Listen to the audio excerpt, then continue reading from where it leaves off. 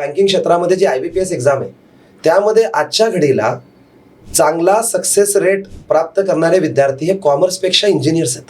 हे का होतं पण मग जर एखादा व्यक्ती कॉमर्स केले तर त्याला चांगला सक्सेस मिळाला पाहिजे IBPS सारख्या एक्झाम मध्ये, बँकिंग सारख्या एक्झाम मध्ये, कारण त्याने तर मॅथ्स आणि कॉमर्सच केलेलं आहे. तिथे इंजिनियर्स का चांगला रिझल्ट न किंवा मार्क्स न? खूप सुंदर हा विचार आहे. असं म्हणतात इंजिनियर्स कॅन डू एनिथिंग. हा, सगळीकडे इंजिनियर. मी स्वतः एक इंजिनियर आहे. They can do anything. होता असं की इंजिनिअरिंगचा हा जो पॅटर्न आहे ना, तो इतका विद्यार्थ्याला शिकवतो आणि इतका तयार करतो की हे तर क्लिअर आहे की इंजिनिअरिंग करणारे विद्यार्थी रिलेटिव्हली जास्त सिन्सिअर राहतात, ते एका ट्रॅकमध्ये राहतात.